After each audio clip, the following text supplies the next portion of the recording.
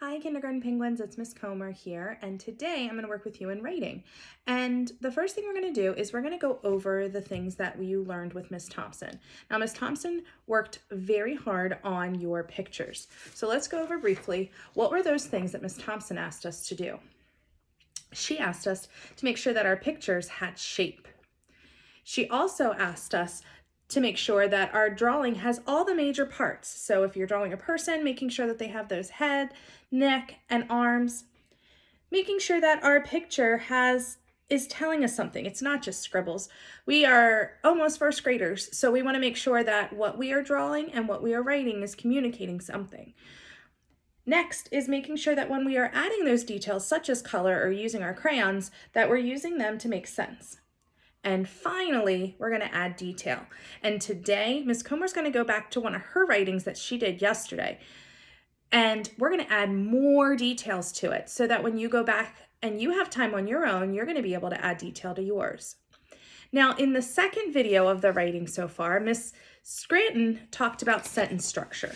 And when we talked about sentence structure, it was talking a lot about how to form that words. So Ms. Thompson talked about your pictures, Ms. Scranton talked about your words. So let's go over briefly what Ms. Scranton talked about.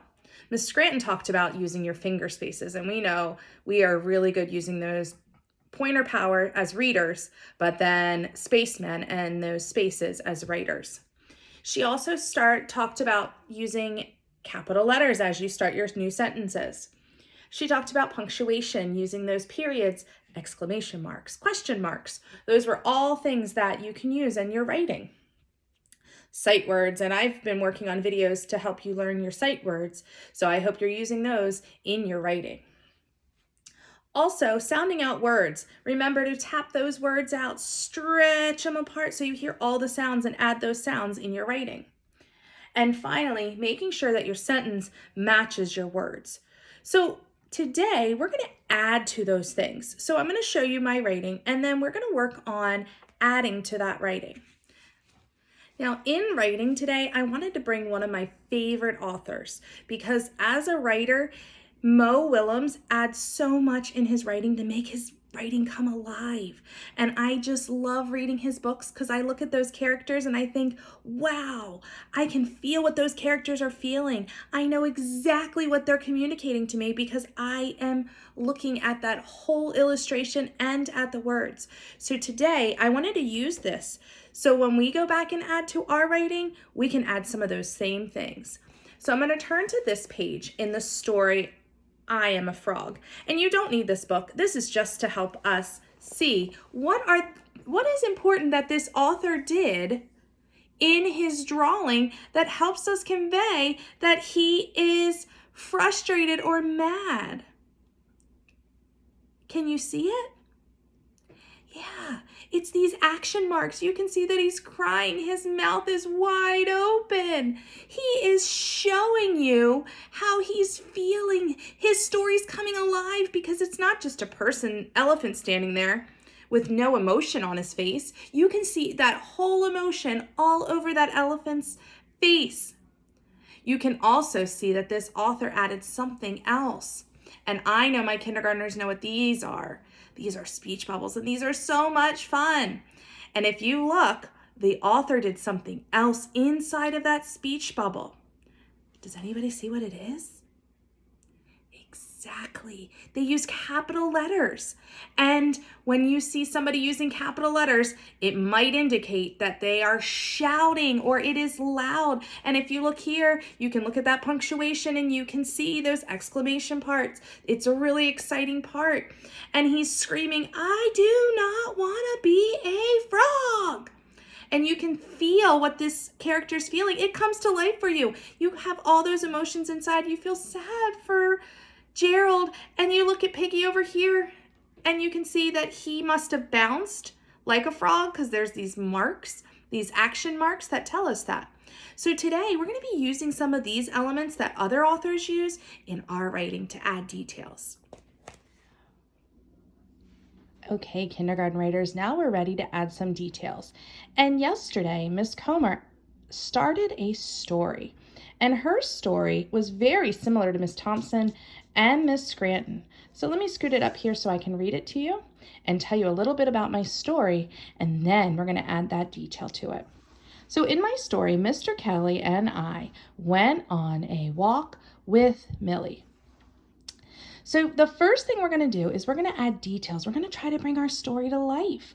So I'm going to look on this part of the star where it tells us, does my drawing need details? So right now I've got some labels. I can see some parts of my story, but guess what? I think I could probably add some more details because we know when we're done, we're just begun.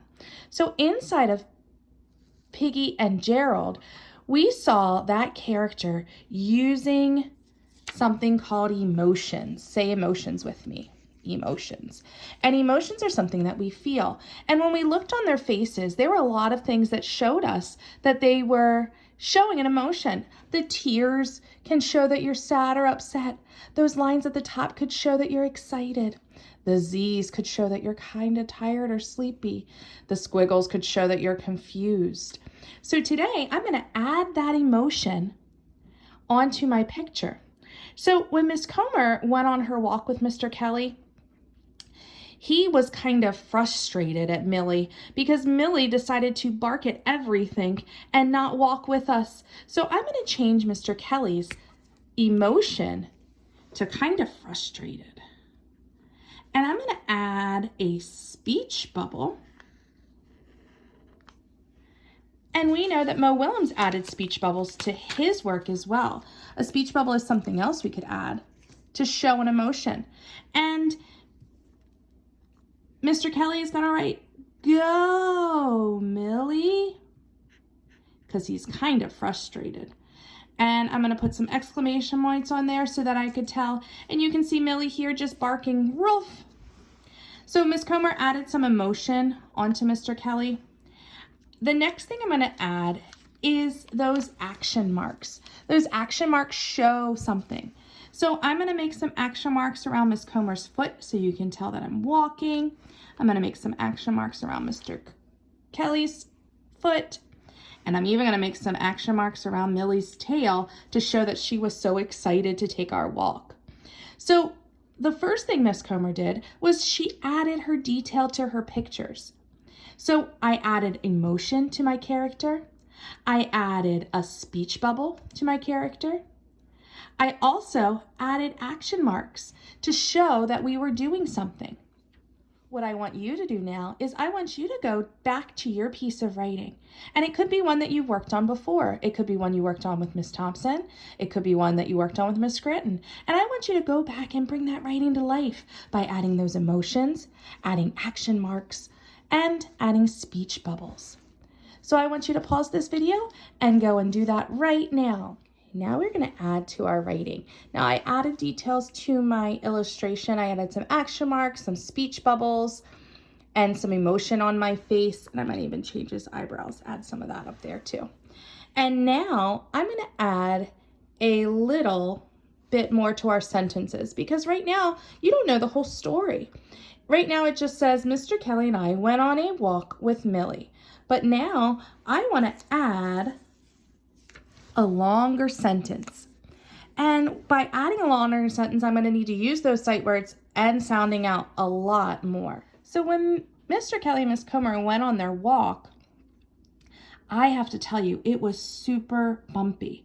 So I'm going to add that to my illustration and add some more. So I'm going to put some rocks here because it was super bumpy, which probably was why Millie didn't want to walk because it had a lot of rocks. It was a rocky trail. So I'm going to add that all the way up the trail on my illustration. So I want you to think for a second, what would my words say if I was telling you and showing you this bumpy trail? What would be something that you could write?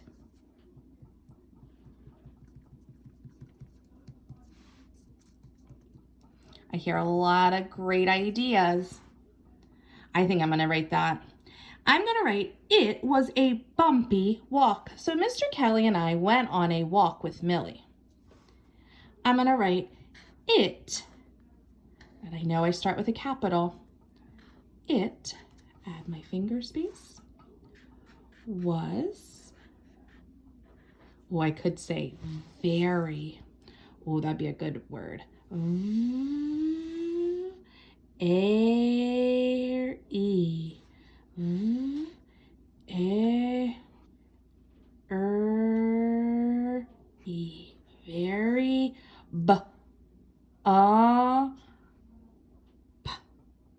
E. Let's add my space here. B. P. E. It was very bumpy. I'm going to add my exclamation point because I want to show that it was very bumpy. And those marks show that I might be hobbling on there. But in my picture, I want to make sure that my sentence matches. So right now, I have the speech bubble, go Millie. So I want to make sure that I add that in my words because right now you don't know why Mr. Kelly's telling Millie to go.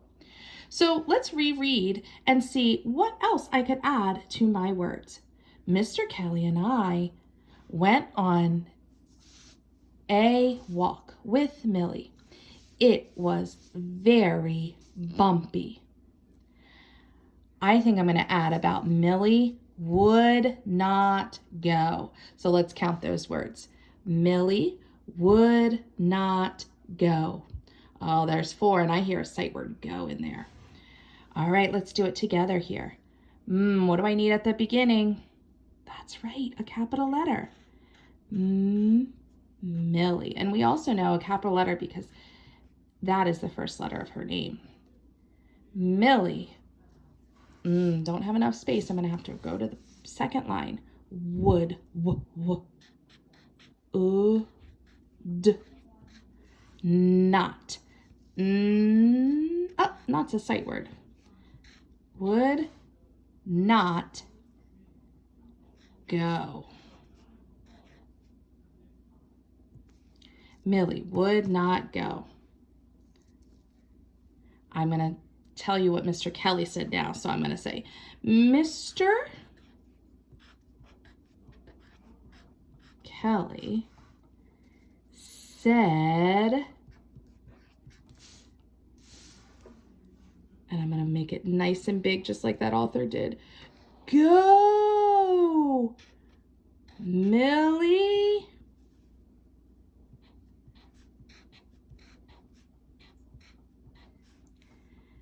And I could probably add the detail of frustrated. So I'm going to put some frustrated marks because he's very frustrated that Millie wouldn't go. I'm going to move some arms because he's moving his arms, telling Millie to go, go, go. And she wasn't. So you can see that today, Miss Comer added to her work. She didn't start a new piece. She added to her work. So let's go back and talk about what Miss Comer did. Mr. Kelly and I went on a walk with Millie. It was very bumpy. Millie would not go. Mr. Kelly said, go, Millie. And you can hear that words, I added longer sentences. In my illustration, I added a lot of details in my illustration. I showed my emotion, I added speech bubbles, I added action marks, just like our famous author Mo Willems. So today, I want you to go back into your writing, and I want you to take the time to add those things like Miss Comer did. She added more detail. She added those emotions in our pictures. I added longer sentences in our words so that when you are done, you have a piece of writing that comes alive.